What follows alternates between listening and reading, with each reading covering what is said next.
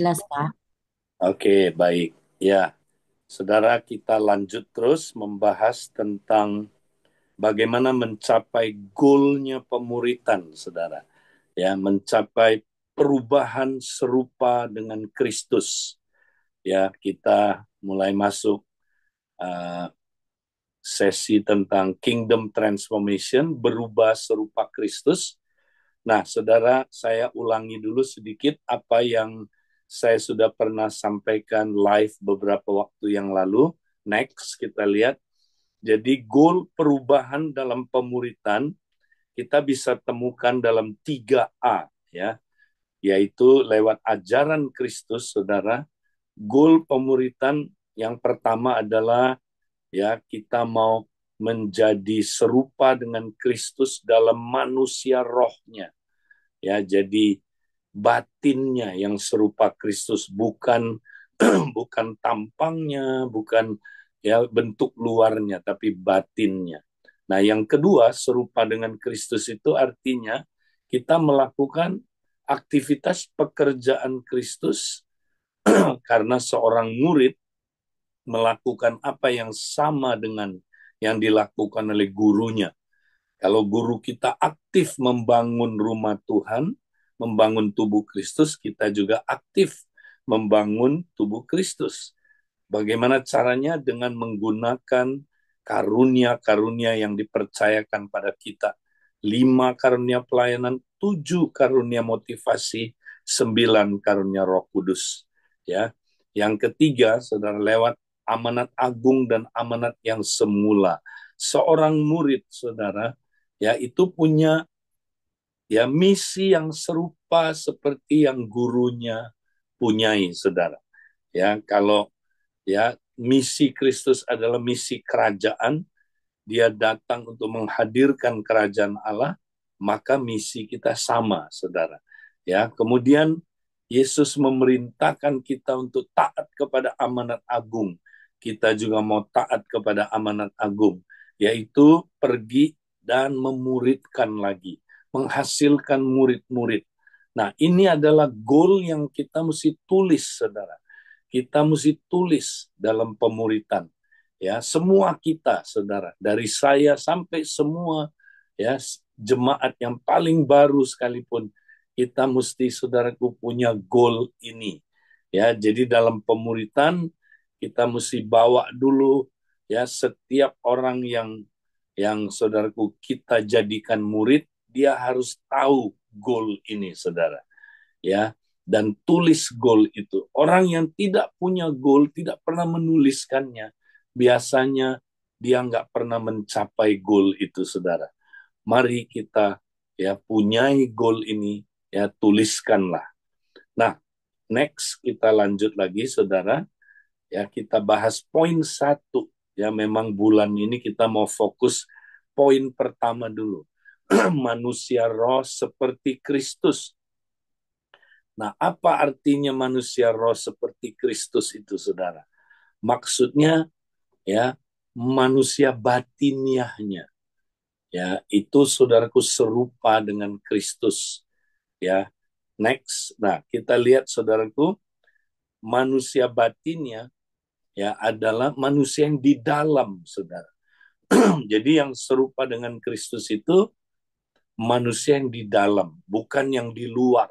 Ya, yang di dalam itu apa, saudara?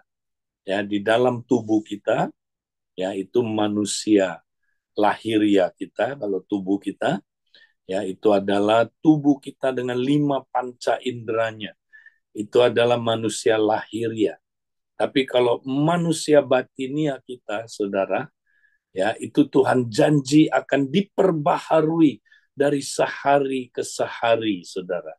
Manusia batinia kita adalah semua manusia yang nggak kelihatan, yang di dalam, ya termasuk roh kita, pikiran kita, perasaan kita, kehendak kita, hati nurani kita, ya termasuk apalagi, saudara, pikiran bawah sadar kita.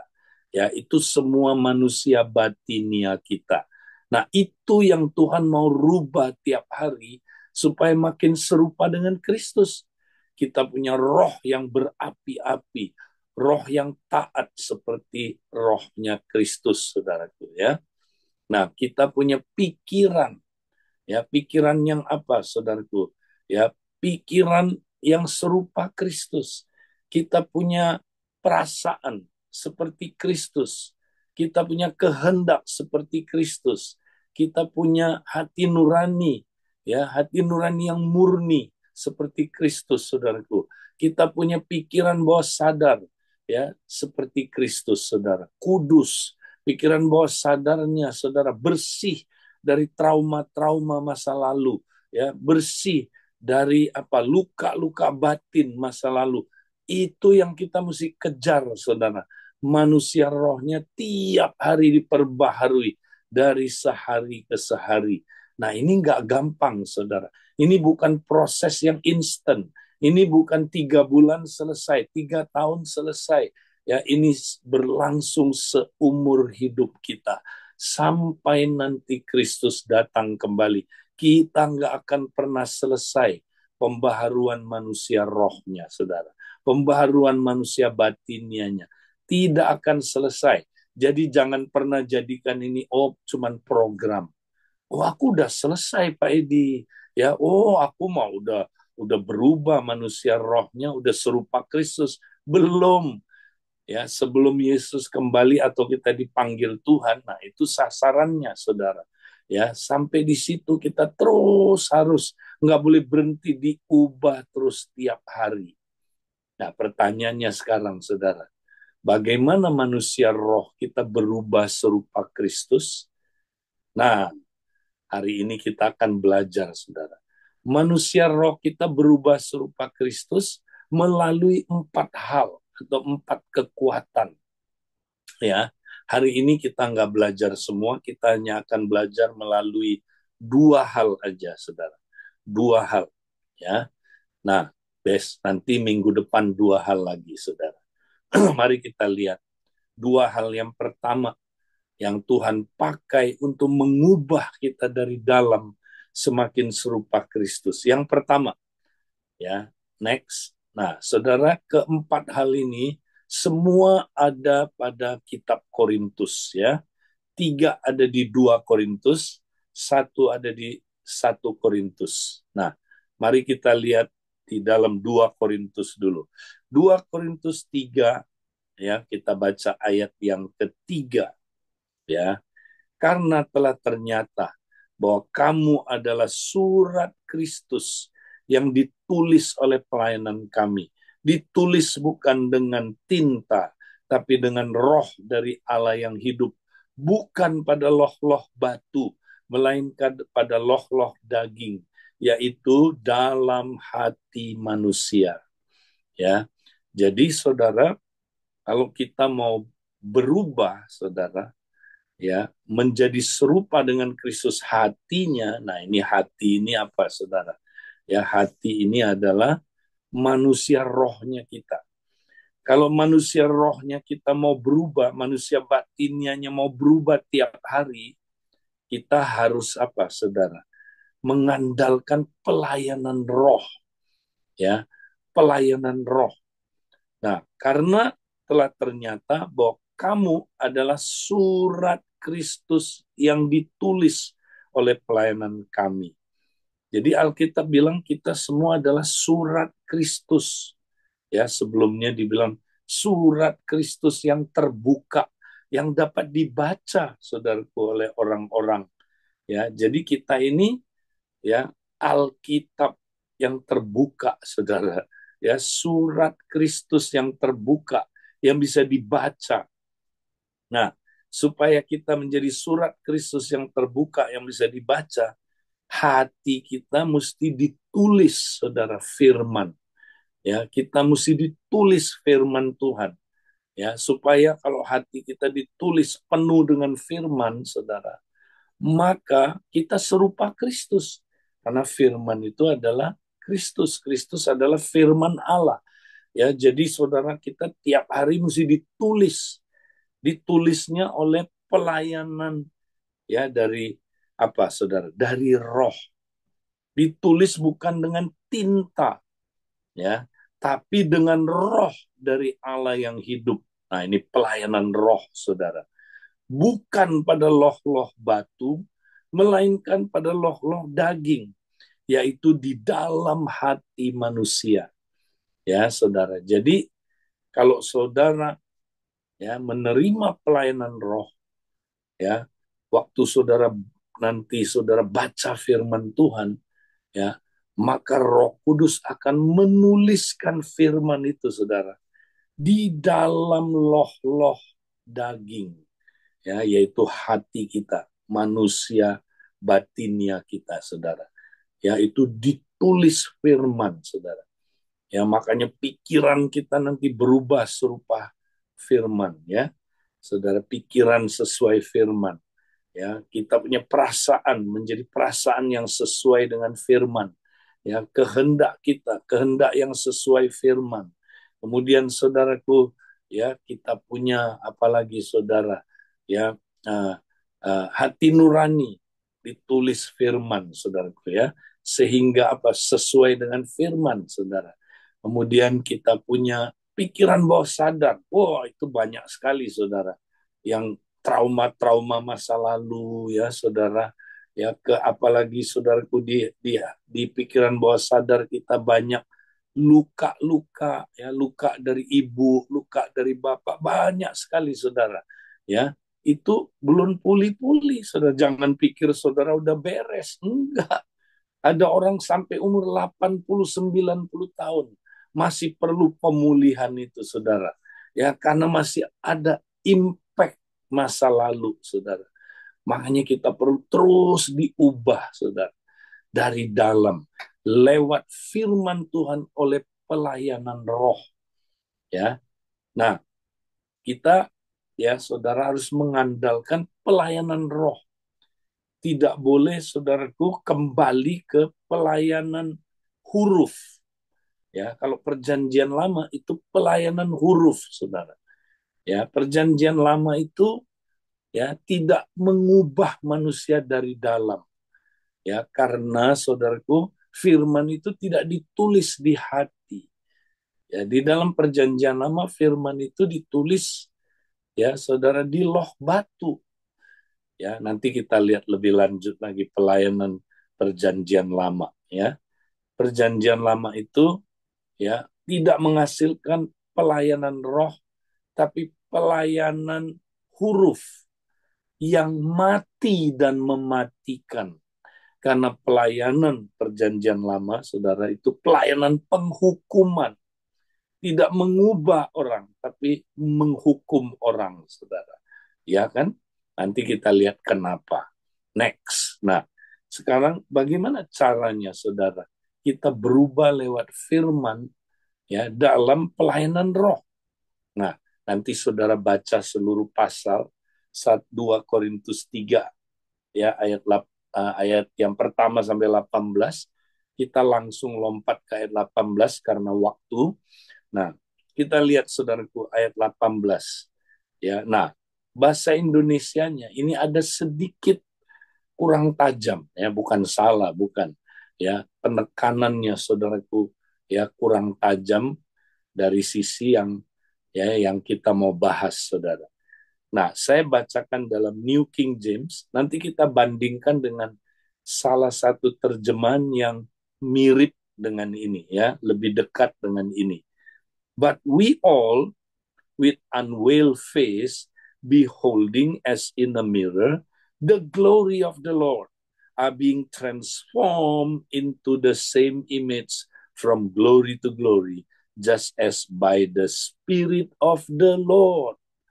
Nah, saudara, menurut ayat ini, saudara, saya terjemahin bebas saja, ya. Nah, dibilang begini, but we all, tetapi kita semua, dengan wajah tidak berselubung, ya, melihat seperti dalam sebuah cermin kemuliaan Tuhan, diubahkan semakin serupa dengan gambaran, ya, yang sama, dari kemuliaan kepada kemuliaan, seperti yang dilakukan oleh roh Tuhan. Nah ini saudara, ini keren banget. Kalau kita ngerti ayat ini saudara. Ya. Nah, yang terjemahan yang lebih mendekati terjemahan AGS, coba kita lihat next saudara. Ya, dia bilang begini berikutnya. Ya, karena kita semua dengan wajah terbuka, nah udah nggak ada selubung lagi, melihat dan memantulkan kemuliaan Tuhan seperti di cermin. Ya, kita sedang diubahkan menjadi bayangan cermin yang sama, yang kemuliaannya tumbuh semakin terang. Inilah yang dilakukan oleh Roh Tuhan, ya, oleh Roh Tuhan, ya, oleh Roh Kudus, saudara. Jadi, nah, menurut ayat ini, saudara, inilah pelayanan perjanjian baru yang mengubah kita dari dalam oleh Roh Kudus. Nah, pada waktu kita baca firman, saudara, ya, itu kita seperti melihat dalam cermin, betul? Nah, cermin itu adalah firman Tuhan. Jadi kalau kita ngelihat cermin, saudara, biasanya, ya, kalau kita ngelihat cermin, ini biasanya ya, apa yang kita lihat, saudara, di cermin? Ya, gambarnya kita dong, betul nggak? Wajah kita, ya, dengan apa adanya, saudara. Tapi aneh ayat ini bilang kalau kita lihat cermin, saudara, yang kita lihat bukan wajah kita. Coba lihat gambar ini, saudara. Yang kita lihat, ya, siapa? Wajahnya Tuhan Yesus. Ya, kemuliaannya Tuhan Yesus, saudara. Wow, ini keren, saudara. Ya, banyak orang nggak ngerti, saudara. Ternyata kalau kita baca firman, saudara, firman itu, ya, firman itu memantulkan kepada kita, ya. Firman itu menunjukkan kepada kita, kamu itu diciptakan serupa dengan Kristus, ya. Kamu itu diciptakan serupa dengan Kristus. Inilah kemuliaan Kristus. Kamu diciptakan seperti itu, ya. Makanya kamu bisa serupa dengan Kristus karena kamu memantulkan kemuliaan Tuhan, ya kan? Kamu dari dalamnya memantulkan kemuliaan Tuhan, ya, seperti yang kamu lihat di cermin ini, di firman ini, ya. Nah, katanya kalau kita lihat terus-menerus gambar itu, saudara, maka kita diubahkan dari dalam oleh Roh Kudus makin serupa dengan gambar yang sama, ya. Dan lama-lama kita, saudaraku, makin serupa dengan gambaran itu, ya. Wow, ini keren, saudara. Inilah cara kita diubahkan serupa dengan Kristus. Lewat apa? Lihat firman, makanya. Kita tiap hari mesti lihat firman. Jadi di perjanjian baru, saudara, waktu kita baca firman, beda dengan di perjanjian lama waktu kita baca firman. Nah, waktu di perjanjian lama, saudara, waktu kita lihat firman, saudara, ya, yang ada hanya apa, saudaraku? Yang ada hanya menunjukkan kepada kita kekurangan-kekurangan kita, menunjukkan kepada kita kegagalan-kegagalan kita, menunjukkan kepada kita dosa-dosa kita. Kenapa, saudaraku? Karena perjanjian lama itu, saudaraku, ya, adalah, ya, kita tahu 10 perintah Allah, hukum Taurat, tidak ada seorang pun yang bisa, ya, taat sepenuhnya, ya, hukum Taurat, perintah Allah, dan menjadi benar, saudara. Nggak ada. Ya, makanya di perjanjian lama, saudara, kalau orang baca firman, lihat cermin, yang dia lihat apa, saudara? Ya, udah kerut ya wajah saya, ya. Yang dia lihat, ya, saya punya banyak apa? Ya, kekurangan, ya. Ketika dia lihat cermin itu, saudara, wah, di sini ada kotoran, di sini ada bercak, di sini ada jerawat, di sini. Nah, yang dia lihat adalah kegagalan-kegagalan dan kelemahan-kelemahannya. Ya, jadi saudara, memang begitu. Ya, karena Taurat, saudaraku, tidak diberikan supaya ditaati, karena tidak ada seorang pun yang bisa mentaati Taurat. Taurat diberikan untuk dilanggar. Itu dia. Makanya kalau kita baca, kalau orang perjanjian lama baca firman, saudara, yang dia temukan pelanggaran-pelanggarannya. Ya, jadi dia kalau baca firman, lihat, kamu kalau dosanya langsung diekspos. Kamu baca firman ya, lihat, kamu menyembah berhala. Baca firman ya, kamu nggak menghormati hari Sabat. Baca firman, kamu tidak ya taat kepada apa? Ya, kamu tidak menguduskan namaku. Kamu berzina, lihat. Ya, kamu itu membunuh. Ya, lihat, kamu itu berbohong.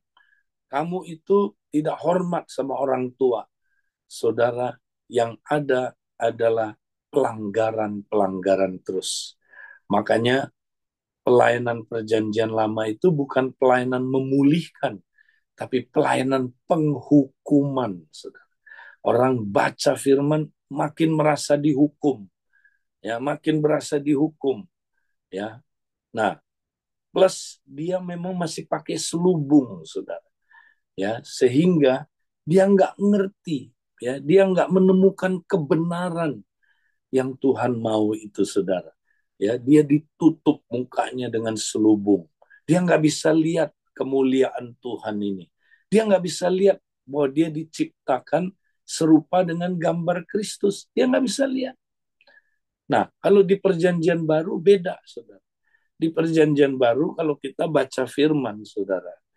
Nah, karena selubung itu udah nggak ada, ya kita bisa melihat, saudara, kita ternyata dicipta serupa dengan Kristus.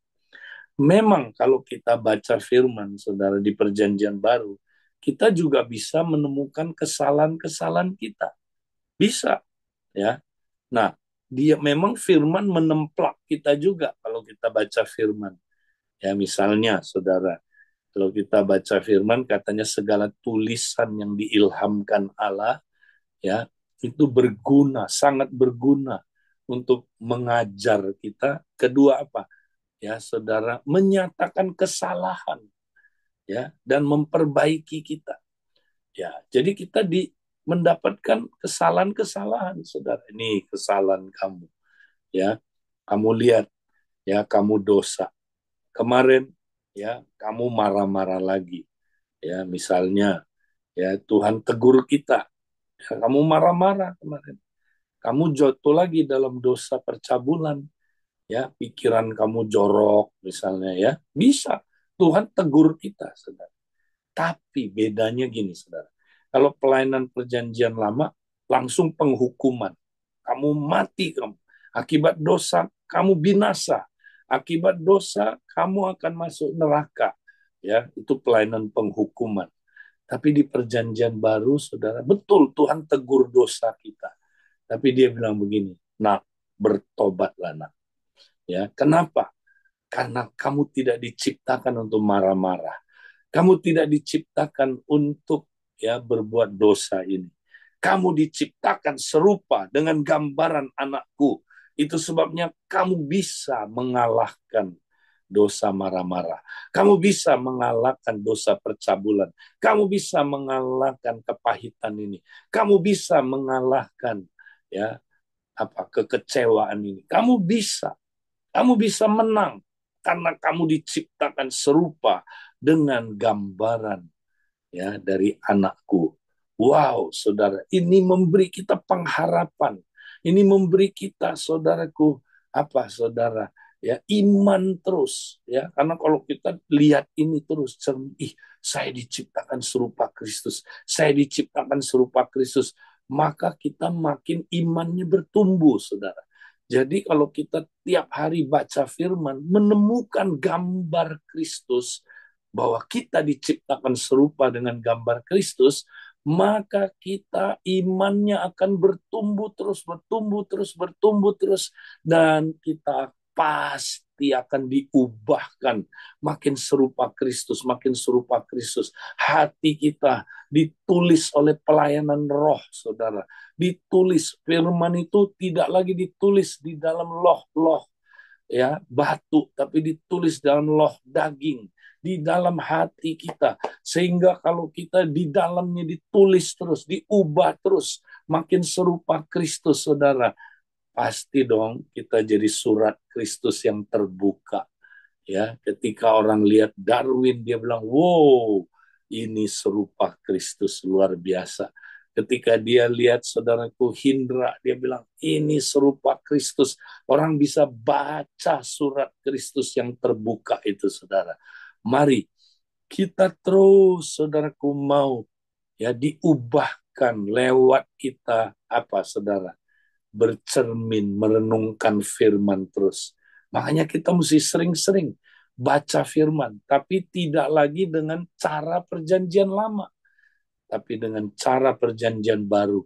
Karena selubung itu sudah diangkat dari kita, saudara. Puji Tuhan. Mari, saudaraku, kita mau berubah terus tiap hari.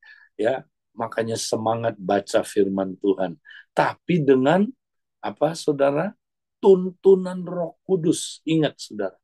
Nah, ini masalahnya. Banyak orang baca firman, hanya baca firman, tidak mengandalkan pelayanan roh. Makanya dia tidak ada perubahan dari dalam. Ya, oke, ini yang pertama, mengubah kita. Tuhan mengubah kita lewat firman Tuhan dalam pelayanan roh. Itulah 2 Korintus 3 ya, ayat 1 sampai ayat 18. Nanti saudara baca ulang lagi ya. Baca ulang lagi ya. Oke. Yang kedua, hari ini saya mau sampaikan, manusia roh kita berubah serupa Kristus melalui apa, saudara? Lewat praktek disiplin-disiplin rohani. Nah, ini dia. Ya, orang nggak tahu kuncinya ini, saudara. Ya, khususnya pengajaran hyper grace bahaya sekali, saudara.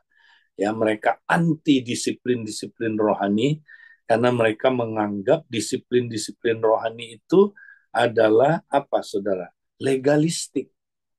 Disiplin-disiplin rohani itu hukum Taurat katanya. Ngaco, saudara. Ya, bukan. Disiplin-disiplin rohani itu bukan hukum Taurat, bukan balik lagi ke perjanjian lama. Disiplin-disiplin rohani itu justru adalah, saudara, bagian dari kasih karunia. Ya, nah ini kita mesti ngerti, saudara. Ya, makanya saya udah lihat, saudaraku, diteliti sekarang gereja-gereja yang mengajarkan ya hyper grace, anti disiplin-disiplin, buahnya ngeri, saudara. Ya, tidak ada perubahan hidup. Mereka dengar khotbah, saudara, menyenangkan khotbah itu. Ya, wow, kamu udah sekali selamat, tetap selamat. Betul, kita juga percaya, saudara, kalau benar-benar imannya benar, kita pasti selamat. Ya, tapi saudara, ya, nah ini dia. Dia ajarin yang enak-enak, saudara. Ya, pokoknya saudara, kita percaya Yesus. Ya, saudara, oh nggak perlu harus berdoa, nggak perlu. Kata harus-harus itu semua Taurat. Wih, legalistik. Memang ada praktek disiplin rohani yang legalistik, ada. Ya, saudara. Tapi, ya, kalau kita benar praktek disiplin rohaninya, saudara, ya, kita akan mendapatkan kasih karunia yang luar biasa, saudara. Karena disiplin rohani itu bagian dari kasih karunia. Nah, kita baca ayat yang ke-11 dalam Titus 2 ayat 11 dulu ya. Karena kasih karunia Allah yang menyelamatkan semua manusia sudah nyata.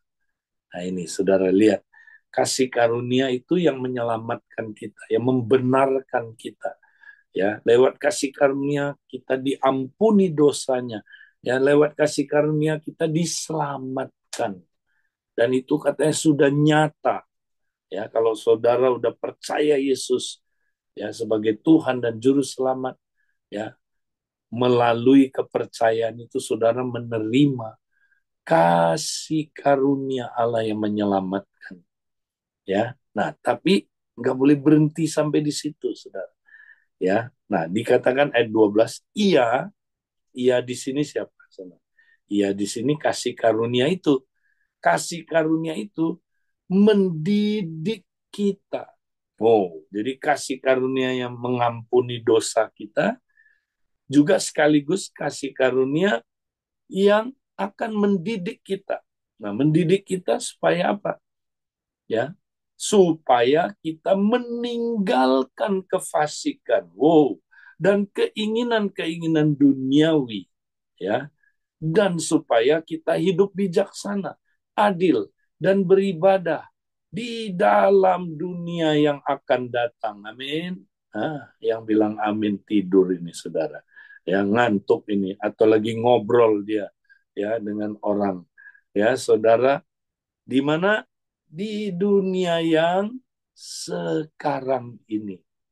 Wow, lihat saudara, kasih karunia bukan hanya ya mengampuni dosa kita, saudara, ya, kemudian memberi kita keselamatan, terus berhenti sampai di situ, ya, enggak. Kasih karunia yang sama masih berlanjut mendidik kita. Nah, ini, ya, kata mendidik, saudara, di sini adalah apa, saudara? Ya, seperti ayah mendisiplin anaknya, saudara. Jadi kata mendidik di sini ini mendisiplin, ya, dia disiplin anaknya, ya, dia bikin anaknya itu, saudara, ya, melakukan sesuatu dengan konsisten, ya, mempraktekkan sesuatu dengan konsisten berulang-ulang. Ia mendidik kita, saudara, ya, kasih karunia mendidik, mendisiplin. Inilah, ya, kasih karunia yang benar, saudara. Kasih karunia yang benar, ya, tidak cuma mengampuni dosa kita sampai di situ selesai, ya. Kasih karunia itu lanjut, bukan hanya mengampuni kita, ya, membenarkan kita, tapi dia menyucikan kita, saudara. Menyucikan kita lewat apa? Nah, ini lewat disiplin-disiplin rohani, saudara. Nah, kalau kita praktek disiplin-disiplin rohani, saudara, maka kita akan bisa meninggalkan kefasikan dan keinginan-keinginan duniawi. Nah, inilah kedagingan kita, saudara. Ya, inilah keinginan-keinginan daging kita. Sehingga kita bisa mengalahkan perbuatan-perbuatan daging. Nah, perbuatan-perbuatan daging itu apa? Saya udah pernah singgung, saudara. Nanti saudara baca lagi di Galatia. Ya, perbuatan-perbuatan daging itu apa, saudara? Percabulan, kenajisan, hawa nafsu, ya, apalagi saudara, amarah, ya, sihir, pecideraan, perselisihan, ya, saudara, dan seterusnya, saudara. Itu perbuatan daging, ya, atau dosa, saudara. Ya, itu dosa-dosa yang kita lakukan, ya, karena apa? Keinginan daging tadi masih bekerja dalam tubuh kita ini, saudara. Ya, tubuh kita belum sempurna, jadi dia bisa, ya, masih bisa dikuasai oleh keinginan daging kalau kita membiarkan dia, saudara. Tapi kalau kita, saudaraku, praktek disiplin-disiplin rohani, ya, nah, di bawah apa, saudaraku, kasih karunia. Nah, ingat, kasih karunia itu datang dari siapa, saudara? Kasih karunia itu datangnya dari Roh Kudus. Ya, nanti saudara baca, ya, di dalam Alkitab. Nanti kita akan lebih memperdalam ini, saudara. Ya, ingat, kasih karunia itu Roh Kudus disebut roh kasih karunia, saudara. Melalui Roh Kuduslah kasih karunia itu datang kepada kita, saudara. Ya, makanya praktek disiplin-disiplin Roh Kudus juga harus dibawa, ya, apa, saudaraku, dibawa pimpinan Roh Kudus. Ya, kalau kita nggak penuh Roh Kudus, kita nggak mengandalkan Roh Kudus, ya, akhirnya, saudara, kita praktek disiplin rohaninya itu, ya, disiplin rohani yang legalistik. Nah, itu yang disebut legalistik. Tapi kalau kita dipimpin Roh Kudus, saudara, Roh Kudus mendidik kita supaya kita meninggalkan kefasikan dan keinginan-keinginan duniawi dan supaya kita hidup bijaksana. Wow, ya, adil dan beribadah. Nah, beribadah di sini saleh, ya, artinya hidup kita kudus, saudara. Ya, kita bisa kudus seperti Kristus kudus, ya, di dalam dunia sekarang ini, bukan dunia yang akan datang. Ada orang bilang gini, Pak Edi, saya udah pengalaman di dunia ini, nggak bisa lah Pak Edi hidup kudus, nggak bisa lah kita hidup tanpa dosa. Ya, kita masih jatuh dalam dosa, betul, kita bisa jatuh dalam dosa. Tapi tahukah saudara, kita bisa terlepas dari keinginan-keinginan duniawi tadi. Kita bisa lepas dari percabulan, kita bisa lepas dari konflik-konflik, ya, perselisihan tadi itu, saudara. Kita bisa lepas dari apa, saudara? Ya, apalagi saudara, penyembahan berhala. Kita bisa lepas dari pecidraan, kita bisa lepas dari amarah, kita bisa lepas dari kepahitan, kita bisa lepas dari, saudaraku, dosa-dosa itu. Bisa. Di mana? Di dunia yang sekarang ini. Wow, sekarang bukan nanti, saudara. Nah, ini saudara mesti baca ini. Kita bisa lepas dari dosa di dunia ini, saudara. Ya, kalau saudara praktek disiplin-disiplin rohani, tinggal praktek aja, ya. Nah, makanya dipimpin Roh Kudus. Nanti kalau saudara dipimpin Roh Kudus, roh kasih karunia, saudara akan dididik oleh kasih karunia itu. Di bawah pimpinan Roh Kudus, nanti saudara bisa praktek disiplin-disiplin rohani. Nah, nanti kita akan bahas lebih dalam lagi, saudara. Nah, kenapa? Karena, saudara, ya, keinginan daging kita itu ada di dalam tubuh kita. Nah, ini musuh dalam selimut, saudara.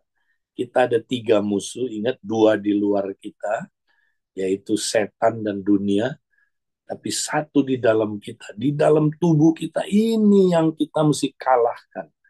Ya, next kita baca, saudara. Makanya Paulus menjelaskan ini. Sebab itu, aku tidak berlari tanpa tujuan. Dan aku bukan petinju yang sembarangan saja memukul, tetapi aku melatih tubuhku dan menguasai seluruhnya, supaya sesudah memberitakan Injil kepada orang lain, jangan aku sendiri ditolak. Nah, Paulus menjelaskan, saudara, ya, perlawanan kita menghadapi musuh dalam selimut ini.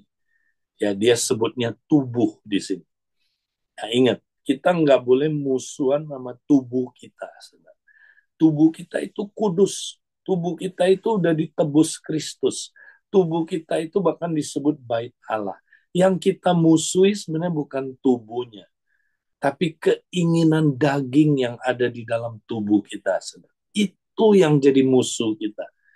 Ya, jadi kalau Paulus bilang tubuh di sini bukan berarti secara fisik, tubuh secara fisik yang udah ditebus Kristus. Itu nggak boleh kita benci, saudara. Ya, itu milik Tuhan. Ya, itu tubuh Kristus. Itu adalah bait Roh Kudus. Ya, saudara, itu udah ditebus. Ya, jadi yang kita mesti benci keinginan dagingnya, saudara. Nah, Paulus menggambarkan, saudara, kita tiap pagi, saudara, ya, tiap hari berhadapan dengan musuh kita. Nah, dia menggambarkan kita berhadapan dengan musuh kita seperti seseorang sedang bertanding, ya, bertanding apa, saudara, mixed martial arts, sedang bertanding melawan lawan tanding dalam apa, saudara, bela diri. Ya, jadi ini dia gambarkan, saudara, pada zaman itu memang, ya, di kota Ismus di luar Korintus, orang-orang menyembah dewa Poseidon. Ya, mereka setahun sekali mengadakan upacara, ya, peringatan dewa Poseidon dengan melakukan olahraga-olahraga dan pertandingan-pertandingan yang mirip dengan apa, saudaraku, pertandingan Olimpiade. Di situ ada pertandingan lari, makanya dia singgung kata lari. kereta kuda, saudara, pertandingan baca puisi, pertandingan musik, nyanyi, ya, pertandingan apa lagi? Ya, pertandingan yang paling dicari-cari, saudara, adalah 3 pertandingan. Ini pertandingan, ya, apa, saudara? Martial arts, pertandingan bela diri, ya, yaitu tinju, kedua gulat, dan yang ketiga, ya, kombinasi antara tinju dan gulat, namanya, ya, saudara, pertandingan, ya, yang sangat dikenal zaman itu, namanya pancrase. Ya, pancrase itu kombinasi, ya, tinju dengan gulat. Jadi pukul-pukulan, piting-pitingan, ya, jadi kombinasi. Kalau sekarang mixed martial arts, ya, ya, itu UFC, Champion One, dan sebagainya. Jadi Paulus gambarkan, saudara, pertandingan kita melawan keinginan daging kita dalam tubuh kita adalah seperti orang yang sedang bertanding pancrase. Kita tiap hari harus pukul-pukulan sama dia. Kita tiap hari, saudaraku, harus piting-pitingan sama dia, banting dia. Tinggal, saudaraku, 2 pilihan. Saudara yang dikalahkan atau saudara mengalahkan dia. Makanya bangun pagi, saudara. Jangan terlambat. Saudara bangun pagi langsung berhadapan sama musuh saudara ini. Tiap hari itu, saudara. Ini bukan sebulan sekali. Ya, tiap hari saudara berhadapan dengan musuh saudara. Nah, gimana kita, saudara, mengalahkan kedagingan kita, musuh kita? Sebab itu aku tidak berlari tanpa tujuan. Pertama, saudara harus punya tujuan dulu. Orang berlari, saudara, tujuannya apa? Tujuannya menang, dapat mahkota. Saudara, ya, mesti percaya saudara bisa menang karena Tuhan janji saudara tadi, ya. Saudara bisa mengalahkan kedagingan saudara.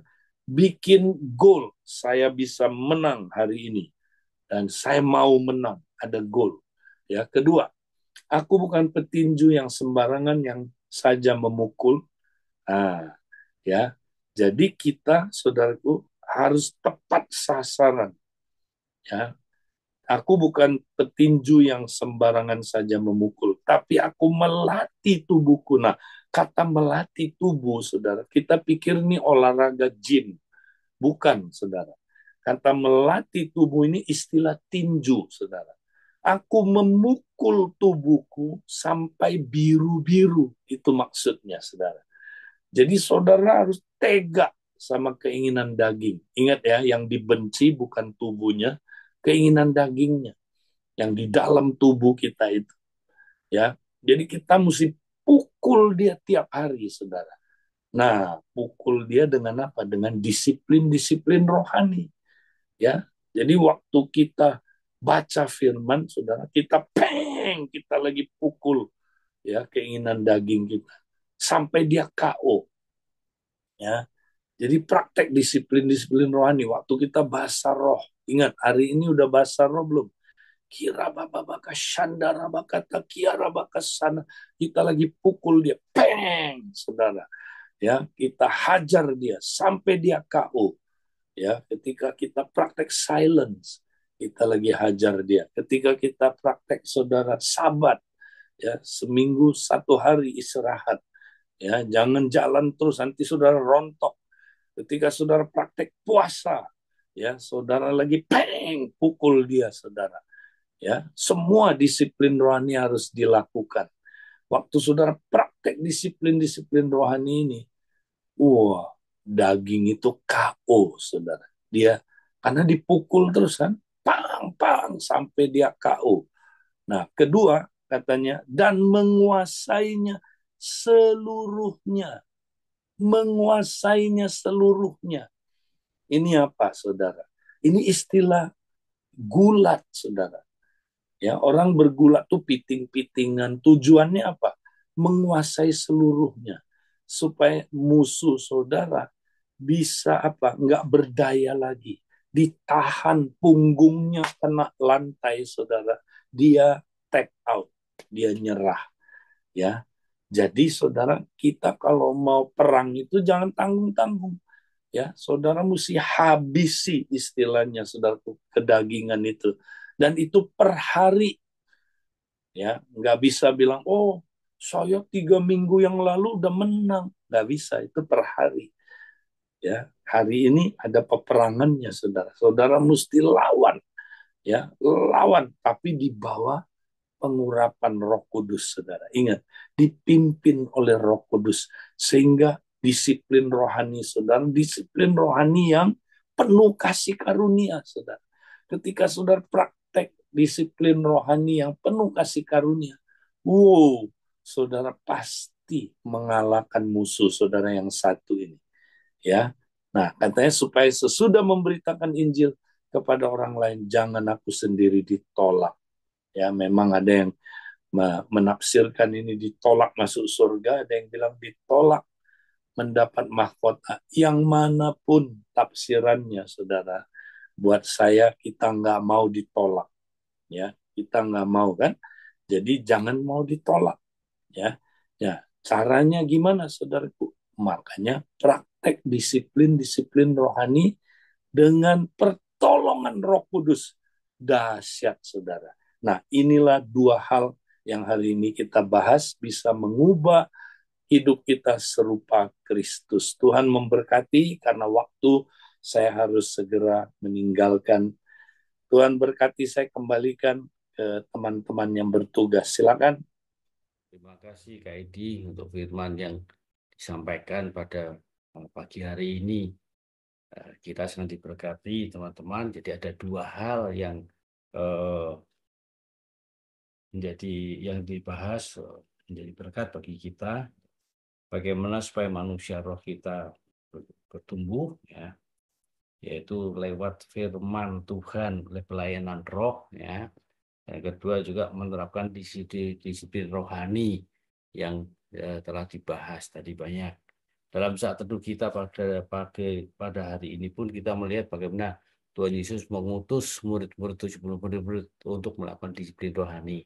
Dan hasilnya mereka adalah sukacita luar biasa karena mereka telah dapat